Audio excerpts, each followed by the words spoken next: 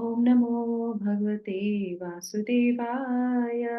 ओम नमो भगवते वासुदेवाय। ओम नमो भगवते वासुदेवाय। ओम अज्ञानतिमिरान्धस्य ज्ञानाञ्जनशलाकया चक्षुरुन्मीलितं येन तस्मै श्रीगुरवे नमः।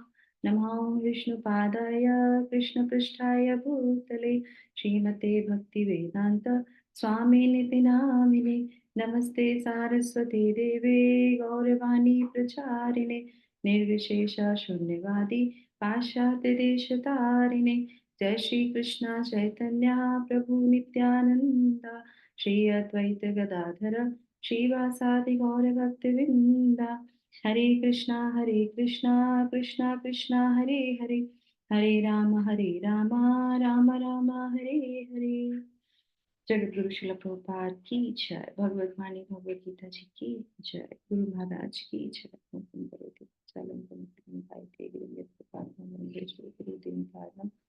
परमानंद श्री चैतन्य ईश्वर हरे कृष्णा। तो सभी भक्तों का बहुत बहुत स्वागत। और आज हम जो है पूरे एक लंबे अवकाश के बाद पुनः सत्र को प्रारंभ करने जा रहे हैं गुरु महाराज की कृपा से, शिल प्रभुपाद की कृपा से। और आज से हम जो है प्रारंभ करेंगे भगवत गीता के तृतीय भाग को, है ना। तो हम लोगों ने बहुत गुरु की कृपा से, शिल प्रभुपाद की कृपा से, भगवान की कृपा से भगवत गीता जी के दो भागों को कंप्लीट कर लिया, है ना। तो हम लोगों ने भगवत गीता जी को तीन विभागों में हमारे आचार्य ने विभाजित किया हुआ है। कैसे? एक से लेके छह तक के जो अध्याय है वो कर्म योग में आते हैं, और उसके बाद फिर 7 से लेके 12 तक के जो भक्ति योग में आता है मिडिल पार्ट। और उसके बाद अब लास्ट का पार्ट हमारा शुरू हो रहा है।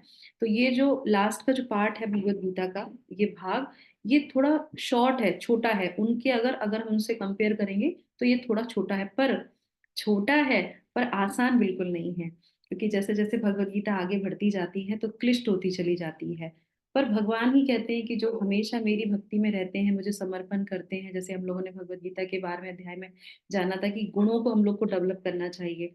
तो जब हम भगवान पे आसक्त रहते हैं, उन पे समर्पण रहते हैं, तो भगवान क्या कहते हैं? भगवान उनको वो बुद्धि प्रदान करते हैं जिससे कि वो समझ पाए कि क्या ज्ञान है, किसको जानना चाहिए, क्या जानने योग्य है। ये सारी चीजें जो है इस भाग में हम सीखेंगे, और ये बहुत इंटरेस्टिंग भी है। पर क्या होता है, अगर आपने पूरी भगवत गीता नहीं पढ़ी है, मतलब कर्म योग नहीं पढ़ा, भक्ति योग नहीं पढ़ा, तो ये सेक्शन एकदम से समझने वाला नहीं आ सकता। तो ये बहुत अच्छी भगवान की हमारे सबके ऊपर अनुकंपा और आप सब लोग के सहयोग से हम सब लोग मिलके हम लोगों ने दो भाग अपने कंप्लीट किए, और अब हम लोग ज्ञान योग में प्रवेश करेंगे। और इस ज्ञान योग में बहुत सारे गुणों के बारे में, जैसे हमने पहले भी चर्चा की थी, सिर्फ भक्ति योग में नहीं, भगवान इस सेक्शन में भी बहुत सारे गुणों के बारे में बताएंगे। 3 गुणों के बारे में विशेषता बताएंगे, जो पूरा हमारा जो ये ज्ञान योग है, इसको जो है पूरा संभालेगा। ये 3 गुण जो है हर एक चैप्टर में आएंगे, है ना। और बहुत सी ऐसी चीजें जो होंगी जो अ, थोड़ी सी द्वंद्व वाली भी होंगी, क्वेश्चन भी आएंगे हमारे मन में कि ऐसा क्यों है, ऐसा क्यों नहीं होना चाहिए। इसीलिए कहते हैं कि भगवत गीता यथारूप जो है हमेशा सुचारू रूप से किसी के अंतर्गत रहते हुए हमें सीखनी चाहिए। नहीं तो हम कहीं से भी कोई भी चैप्टर पढ़ेंगे तो हमें समझ में नहीं आएगा, ठीक है। तो अब हम लोग शुरू करते हैं आज का अध्याय। तो आज हम लोग पढ़ने जा रहे हैं भगवत गीता जी के ज्ञान योग से, जो है चैप्टर 13। तो चैप्टर 13 जो है कल से हम श्लोका प्रारंभ करेंगे, आज हम उसके महात्म्य को पढ़ते हैं। और बहुत सुंदर महात्म्य है, आप लोग ध्यान से इसको पढ़िएगा।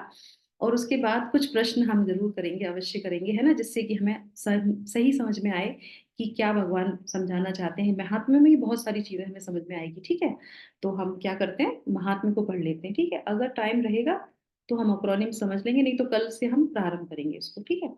तो शुरुआत करते हैं, मैं अपनी स्क्रीन शेयर करती हूँ। हम लोग अल्फाबेटिकली एक एक करके थोड़ा थोड़ा सा पैराग्राफ पढ़ेंगे। मेरी स्क्रीन आप लोगों को दिखाई दे तो आप मुझे बता दीजिएगा। दिखाई दे रही है मेरी स्क्रीन? हरे कृष्णा। यस माता जी। दिख रही है ना? मैं इसको बीच में कर देती हूँ। अभी सही है ना? अच्छे से दिख रहा है ना सब? जी माता जी। चलो, तो शुरुआत करते हैं अध्याय 13 और 13 अध्याय का महात्म्य, ठीक है। तो शुरुआत करते हैं। यस इंदु माता जी, आपसे हम प्रारंभ करेंगे। श्रील प्रभुपाद की इच्छा है। हरे कृष्णा। जगत गुरु शिला प्रभुपाद की जय। श्री महादेव जी कहते हैं, पार्वती, अब 13वें अध्याय की अगाध महिमा का वर्णन सुनो। उसको सुनने से तुम बहुत प्रसन्न हो जाओगी। दक्षिण दिशा में तुंगभद्रा नाम की एक बहुत बड़ी नदी है। उसके किनारे हरिहरपुर नामक रमणीय नगर बसा हुआ है। यहाँ हरिहर नाम से साक्षात भगवान शिव जी विराजमान हैं, जिनके दर्शन मात्र से परम कल्याण की प्राप्ति होती है। हरिहरपुर में हरि दीक्षित नामक एक श्रोत्रिय ब्राह्मण रहते थे, जो तपस्या और स्वाध्याय में संलग्न तथा वेदों के परागामी विद्वान थे। उनकी एक स्त्री थी, जिसे लोग दुराधार कहकर पुकार दुराचार कह के पुकारते थे। दुराचार कहकर पुकारते थे। इस नाम के अनुसार ही उसके कर्म भी थे। वह सदा पति को कुवाच्य कुवाच्य कहती थी। उसने कभी भी उसके साथ शयन नहीं किया। यदि वे हरे कृष्णा माता जी, संबंध तो अभी यहाँ पे दूसरी माता जी पढ़ लेंगे आपको, मुझे लग रहा हाँ, ठीक है माता जी। हरे कृष्णा। यस। हरे कृष्णा माता जी। उसने कभी भी उनके साथ शयन नहीं किया। पति से संबंध रखने वाले जितने लोग घर पर आते, उन सबको डांट बताती और स्वयं कामोन्मत्त होकर निरंतर व्याभिचारियों के साथ रमण किया करती थी। एक दिन नगर को इधर उधर आते जाते हुए पुरवासियों से भरा देख उसने निर्जन तथा दुर्गम वन में अपने लिए संकेत स्थान बना लिया। एक समय रात में किसी कामी को न पाकर वह घर के किवाड़ खोल नगर से बाहर संकेत स्थान पर चली गई। उस समय उसका चित्त काम से मोहित हो रहा था। वह एक एक कुंज में तथा प्रत्येक वृक्ष के नीचे जा जाकर किसी प्रियतम की खोज करने लगी, किंतु उन सभी स्थानों पर उसका परिश्रम व्यर्थ गया। उसे प्रियतम का दर्शन नहीं हुआ। तब उस वन में नाना प्रकार की बातें कहकर विलाप करने लगी। चारों दिशाओं में घूम घूम कर वियोग जनित विलाप करती हुई उस स्त्री की आवाज सुनकर कोई सोया हुआ बाघ जाग उठा और उछल कर उस स्थान पर पहुंचा जहां वह रो रही थी। उधर वह भी उसे आते देख किसी प्रेमी आशंका से उसके सामने खड़ी होने के लिए ओट से बाहर निकल आई। उस समय व्याघ्र ने आकर उसे नख रूपी बाणों के प्रहार से पृथ्वी पर गिरा दिया। इस अवस्था में भी वह कठोर वाणी में चिल्लाती हुई पूछ बैठी, अरे बाघ, तू किस लिए मुझे मारने को यहाँ आया है?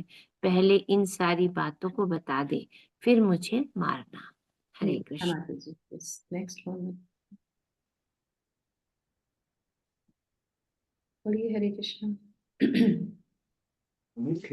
हरे कृष्णा। उसकी यह बात सुनकर प्रचंड पराक्रमी व्याघ्र क्षण भर के लिए उसे अपना ग्रास बनाने से रुक गया और हंसता हुआ सब बोला, दक्षिण देश में मल्हा पहाड़ नामक एक नदी है। उसके तट पर मुनिपर्णा नगरी बसी है। वहाँ पंचलिंग नाम से प्रसिद्ध साक्षात भगवान श्री कृष्ण निवास करते हैं। उसी नगरी में मैं ब्राह्मण कुमार होकर रहता था। नदी के किनारे अकेला बैठा रहता और जो यज्ञ के अधिकारी नहीं है, उन लोगों से भी यज्ञ कराकर उनका अन्न खाया करता था। इतना ही नहीं, धन के लोभ से मैं सदा अपने वेद पाठ के फल को बेचा करता था। मेरा लोभ यहाँ तक बढ़ गया था कि अन्य भिक्षुओं को गालियां देकर हटा देता और स्वयं दूसरों को नहीं देने योग्य धन भी बिना दिए ही हमेशा ले लिया करता था। ऋण लेने के बहाने मैं सब लोगों को छला करता था। तदंतर कुछ काल व्यतीत होने पर मैं बूढ़ा हो गया। मेरे बाल सफेद हो गए, आंखों से सूझता न था और मुंह के सारे दांत गिर गए। इतने पर भी मेरी दान लेने की आदत नहीं छूटी। पर्व आने पर प्रति ग्रह के लोभ से मैं हाथ में कुछ लिए तीर्थ के समीप चला जाया करता था। तत्पश्चात जब मेरे सारे अंग स्थिर हो गए, तब एक बार मैं कुछ धूर्त ब्राह्मणों के घर पर मांगने खाने के लिए गया। उसी समय मेरे पैर में कुत्ते ने काट लिया। तब मैं मूर्छित होकर क्षण भर में पृथ्वी पर गिर पड़ा। मेरे प्राण निकल गए। उसके बाद मैं इसी व्याघ्र योनि में उत्पन्न हुआ। तब से दुर्गम वन में रहता हूँ तथा अपने पूर्व पापों को याद करके कभी धर्मिष्ठ महात्मा, यति, साधु पुरुष तथा सती स्त्रियों को नहीं खाता। पापी, दुराचारी तथा उल्टा स्त्रियों को ही मैं अपना भक्ष्य बनाता हूँ। अतः उल्टा होने के कारण तुम अवश्य ही मेरी ग्रास बनोगी। हरे कृष्णा, हरि बोल। जगत कृष्ण प्रपात की जय। यस, नेक्स्ट कौन पढ़ेगा? हरे कृष्णा। ये कहकर वो अपने कठोर नखों से उसके शरीर के टुकड़े टुकड़े करके खा गया। उसके बाद यमराज के दूत उस पापिनी को संयमनीपुरी में ले गए। वहां यमराज की आज्ञा से उन्होंने अनेकों बार उसे विष्ठा, मूत्र और रक्त से भरे हुए भयानक कुंडों में गिराया। करोड़ों कंपों तक उसमें रखने के बाद उसे वहां से ले जाकर 100 मनवंतरों तक रौरव नरक में रखा। फिर चारों ओर मुंह करके दीन भाव से रोती हुई उस पापिनी को वहां से खींचकर दहनानन नामक नरक में गिराया।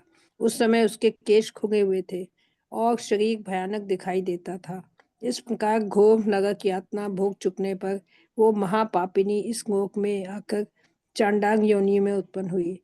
चांडाग के घर में भी प्रतिदिन बढ़ती हुई वो पूर्व जन्म के अभ्यास से पूर्ववत पापों में प्रवृत्त रही।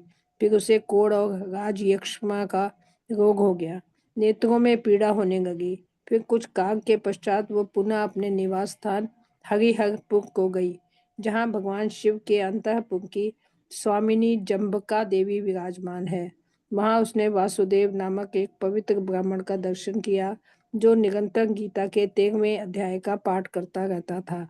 उसके मुख से गीता का पाठ सुनते ही वो चांडाल शरीर से मुक्त हो गई और दिव्य देह धारण करके स्वर्ग लोक में चली गई। हरे कृष्ण। अत्र त्रयोदशो अध्याय। थैंक यू माता जी। हरे कृष्णा। तो इस तरीके से ये हमारा महिमा पूर्ण हो गई। अभी हम लोग जो है इस पे थोड़ी सी चर्चा कर लेते हैं। अब आप मुझे बताइए, इसको मैं बंद कर देती हूँ। हरे कृष्णा। अब आप बताइए मुझे यहाँ पे कि हमें इस पूरे महात्म्य को जब हमने सीखा तो हमें इससे क्या शिक्षा मिली? बहुत सारी इंपॉर्टेंट शिक्षाएं थी। एक एक करके इंपॉर्टेंट एक एक पॉइंट बता दीजिए, एक एक करके। हरे कृष्णा।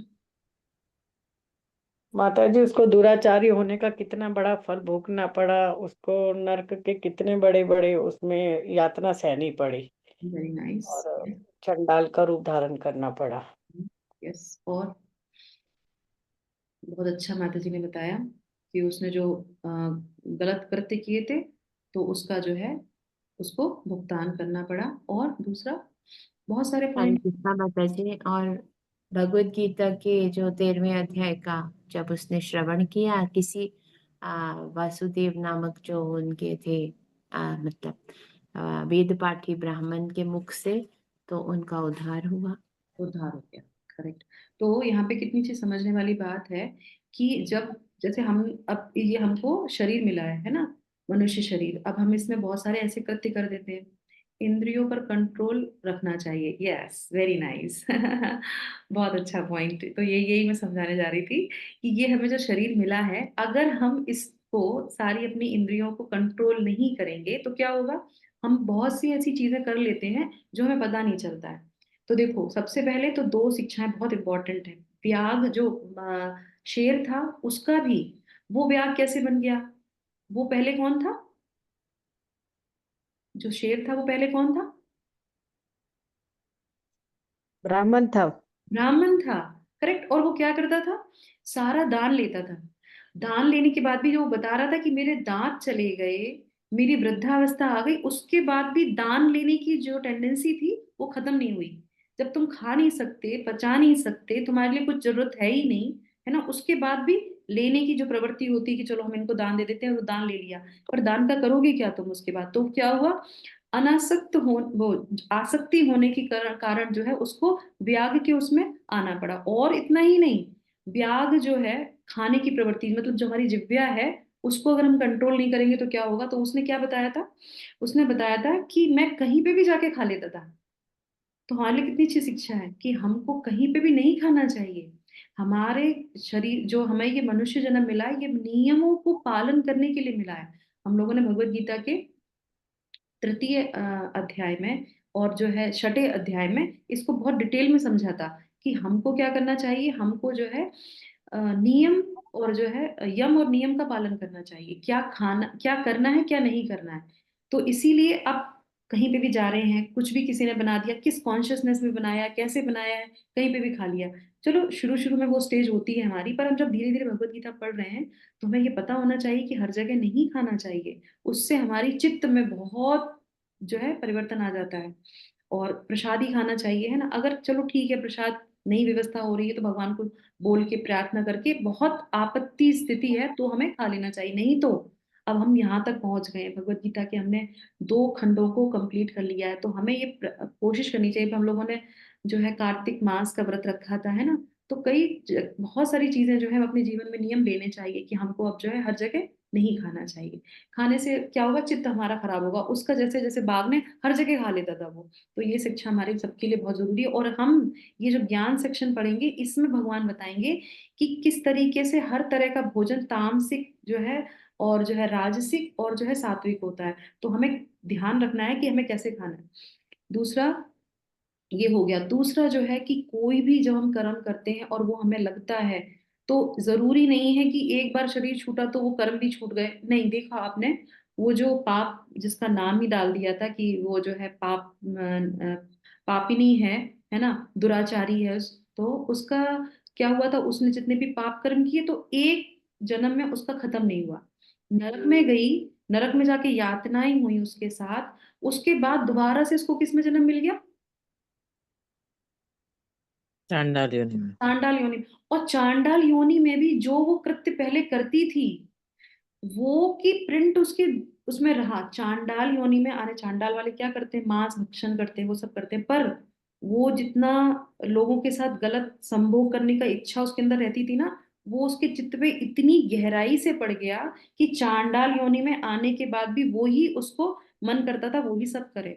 और उसके बाद भी फिर वो जो उसकी टेंडेंसी नहीं गई। इसीलिए हम जो कार्य करते हैं हमें बहुत ध्यान से रहना चाहिए। महाराज हमारे बता रहे थे, मैं पीछे लाइव क्लासेस कुछ महाराज की ले रही थी, तो बहुत अच्छे से बता रहे थे कि जो हमारे हलदर स्वामी महाराज की कुछ परत हमारे ऊपर ऐसी होती है, हम सोचते हैं कि अभी हम काम से मुक्त हो गए, अभी हम क्रोध से मुक्त हो गए, अभी हम ईर्ष्या से मुक्त हो गए, पर एक समय ऐसा आएगा आपको ये सब चीजें दोबारा से निकल के आ जाएंगी। तब आपको ये रियलाइजेशन होगा कि अरे, हम सोचते थे ये चला गया, पर ये नहीं गया, ये निकल के बाहर आता है। इसीलिए इसी जन्म में हमको प्रयास करना चाहिए कि हम कि दृढ़ता से जो है क्या करें, तपस्या करें। ये शरीर हमारा तपस्या के लिए बना हुआ है, हम भोग योनि में नहीं है। ये सबसे अच्छी बात है, भगवान ने हमें स्वतंत्र बनाया है कि तुम तपस्या कर सकते हो। तो जितना हो सके उतनी हमें तपस्या करनी चाहिए। तो इसलिए अगर नहीं करेंगे तो फिर कहीं ना कहीं दोबारा से फिर वो चीज निकल आएगी। कल ही हम लोग जो है कृष्णा बुक पढ़ रहे थे, तो उसमें जो है सौभरी मुनि के बारे में आ रहा था कि किस तरीके से वो जो है नदी में जाते हैं, यमुना जी में, और वो मछलियों को देखते हैं। अब वो मछलियों की रक्षा करते हैं, अरे कि इसको कोई खा ना जाए। पर वो क्या होता है कि वो कर तो तपस्या रहे होते हैं, मछलियों को देख रहे होते हैं, पर वहीं पे सौभरी मुनि क्या करते हैं, जब देखते हैं कि 2 मछलियां आपस में मिल रही, तो उनके अंदर काम वासना उत्पन्न हो जाती है, और फिर क्या हो जाता है, वो खुद ग्रसता में पहुंच जाते हैं और उनके इतने सारे बच्चे हो जाते हैं। तो परिणाम क्या हुआ कि ये वासनाएं जो होती है हमारे अंदर, ये बाहर निकल के बहुत मुश्किल से आती हैं। इसलिए हमें पूरे जीवन निरंतर जो है, जो भगवान ने भगवत गीता में बताया है उसको ध्यान पूर्वक हमें नियम पालन करना चाहिए। और ये जो सेक्शन है हमारा भगवत गीता का ज्ञान योग, ये ज्ञान भगवान इसीलिए दे रहे हैं कि अब तुम जो है भक्ति में आ गए हो, अब तुम मुझे समर्पण हो गए हो, है ना, तब मैं तुम्हें ये ज्ञान बताता हूँ कि तुम्हें इस जगत में कैसे रहना है।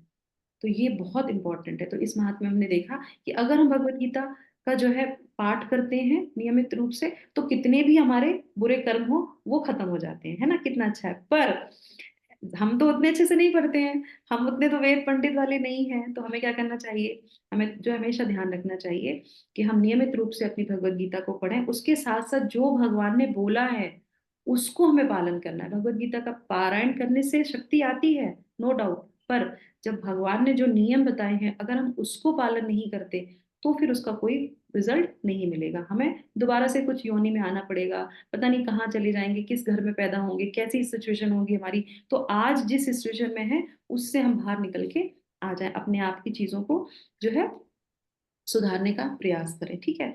और दूसरा क्या था इसमें, खाने का हो गया, और क्या पॉइंट थे उसमें? किसी को और कोई याद है?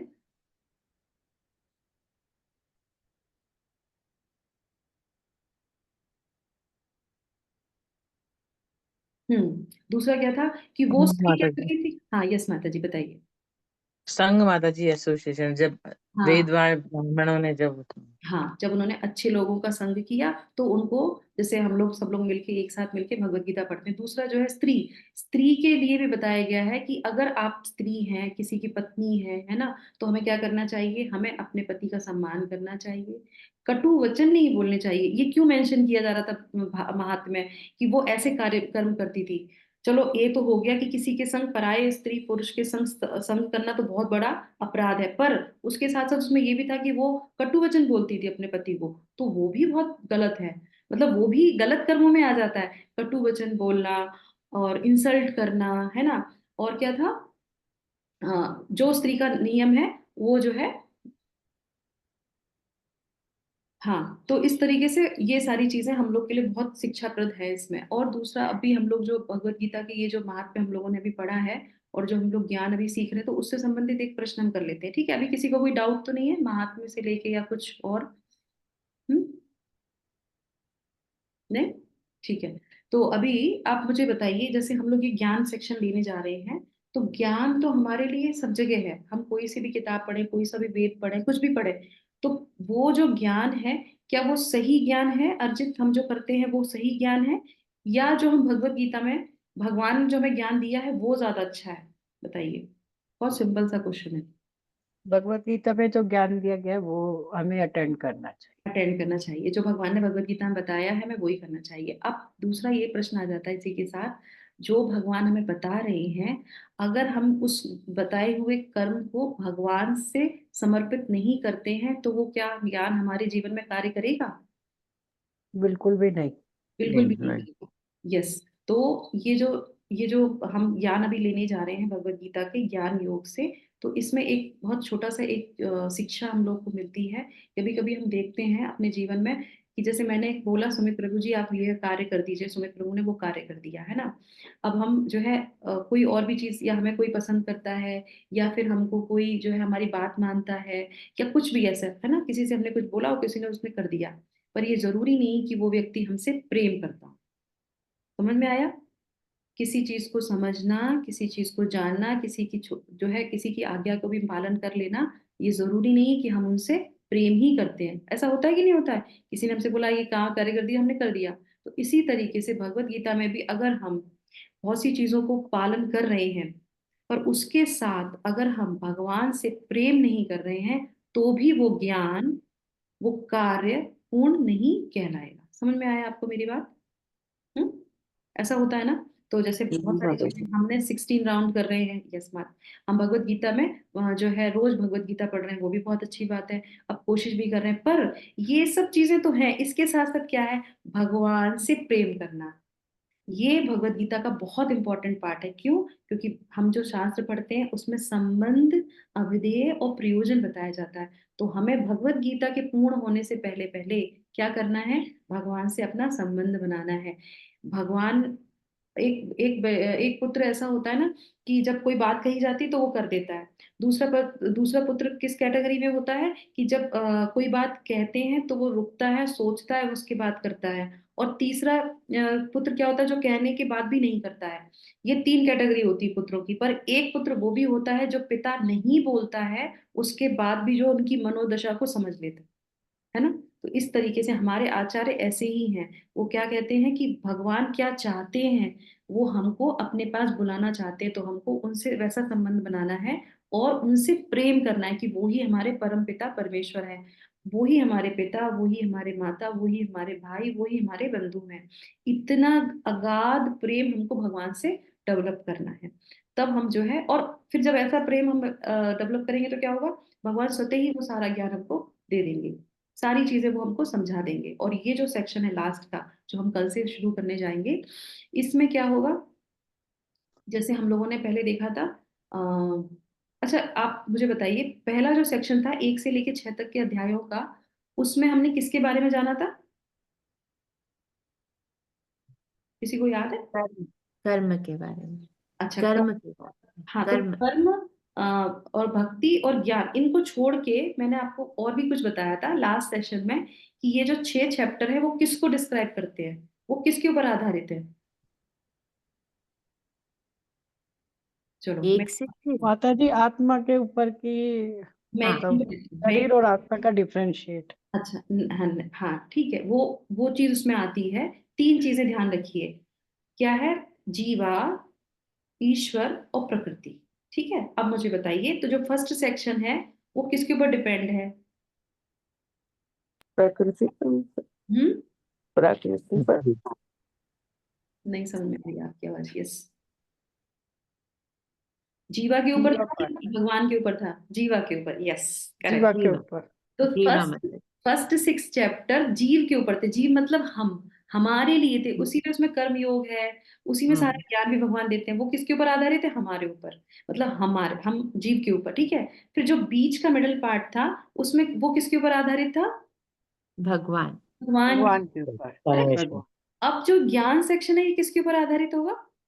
प्रकृति। प्रकृति। प्रकृति के ऊपर। तो देखिए भगवान कितनी अच्छी तरह समझाते हैं। जो फर्स्ट सेक्शन होता है जीवा, तो उसमें दोनों पार्ट रहते हैं। जैसे हम, हमारे आचार्य कहते हैं कि भगवत गीता एक सैंडविच की तरह से है ना। तो बीच में उन्होंने जो है क्या दिया, भक्ति योग दिया है, और आगे पीछे जो है उन्होंने कर्म योग और जो है ज्ञान योग दिया है। पर जब फर्स्ट सेक्शन पढ़ते हैं वहां पे भी जो है क्या होता है, जो है भक्ति योग भी होता है वहां पे और ज्ञान योग भी होता है। पर वहां मिडिल में क्या होता है? वहां मिडिल में होता है जीवा। फिर बीच में जब हम आ जाते हैं भगवान, जो हमारा परमात्मा जो सेक्शन आता है भगवान के बारे में, तो उसमें भगवान सेंटर में आ जाते हैं, जीवा इधर आ जाता है और ज्ञान साइड में आ जाता है। करेक्ट। अब जो सेक्शन हम पढ़ने जा रहे हैं ये मिडिल में क्या आ जाएगा, इसमें प्रकृति मतलब ज्ञान आ जाएगा। और ज्ञान किस पे? ज्ञान के साथ साथ जीवा और उसके साथ साथ कौन? भगवान। ठीक है, तो इस तरीके से भगवत गीता का कोई भी आप खंड ले लीजिए, उसमें ये तीनों चीजें हमेशा रहती हैं। अब जब जीव नहीं होगा तो ये भगवान की पूजा कौन करेगा? करेक्ट। और भगवान की पूजा कैसे करनी, तो वो ज्ञान बहुत जरूरी है। तो ये तीनों चीजें जो है साइमल्टेनियसली भगवत गीता में चलती रहती है। पर प्रायोरिटी किसकी रखी जाती है वो बहुत इंपॉर्टेंट है। तो अब हम जानेंगे नेक्स्ट सेक्शन से कि इसमें जो है कैसे इस प्रकृति में रहना है।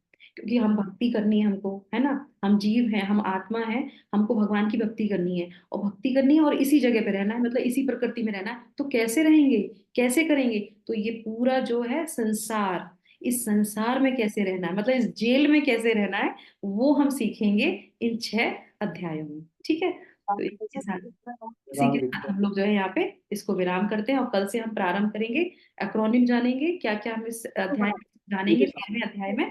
और उसके बाद जो है एक एक करके सारे श्लोकास को पढ़ने का प्रयास करेंगे। तब तक आप लोग का दिन शुभ हो, मंगलमय हो। और इसी कामना के साथ भगवान के चरणों में, गुरु के चरणों में ये जो है प्रार्थना करते हुए कि हमको वो आशीर्वाद प्रदान करे, जिससे कि हम ये बहुत अच्छे से इन 6 अध्यायों को भी यथारूप से समझ पाए, जान पाए और अपने जीवन में उसको उतार पाए। हरे कृष्णा कृष्णा कृष्णा हरे हरे, हरे रामा राम रामा हरे हरे। जगत गुरु शिला प्रभुपाद की जय। हरे कृष्णा, हरि ओम तत्सत। Thank you so much. हरे कृष्णा। हरे कृष्ण माता जी।